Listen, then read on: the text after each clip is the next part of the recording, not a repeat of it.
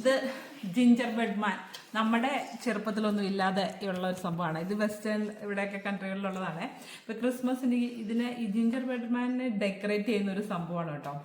എന്നിട്ട് ഇത് തിന്നാൻ പറ്റുന്ന ഒരു ബിസ്ക്കറ്റാണ്. ഇത് സത്യം ബേക്ക് ചെയ്യുന്നതാണ്. അപ്പോൾ അവിടെ ഇതൊരു കിറ്റ്, ഇവർക്കുള്ള ഒരു കിഡ്സിൻ്റെ ആക്ടിവിറ്റീസ് നമ്മളിതുപോലെ ഈ മോളിലൊക്കെ ഇങ്ങനെ ഇടയ്ക്ക് പോയി ചെയ്യാറുണ്ട്.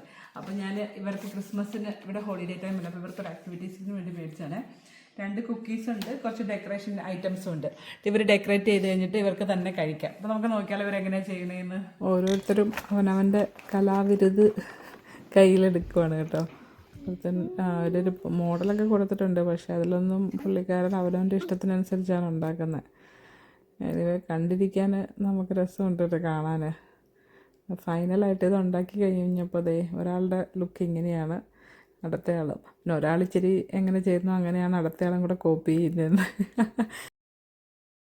ചേട്ടന്മാരുടെ ഡെക്കറേഷൻ കഴിഞ്ഞു. ഇതാണ് കേട്ടോ ഡെക്കറേഷൻ കഴിഞ്ഞിട്ടുള്ള ലുക്ക്. ഇനിയിപ്പോൾ ഇത് തിന്നാട്ടോ നമുക്ക്. ഇത് തിന്നണ്ടടാ. ഞാനിച്ചിത് കടിച്ചു നോക്കട്ടെ നിന്റെ ഇച്ചിരി.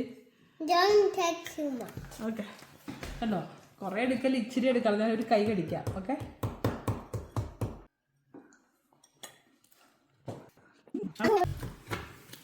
പിള്ളേർക്കൊരു ആക്ടിവിറ്റീസ്, നമുക്കൊരു എൻ്റർടൈൻമെൻറ്റ്.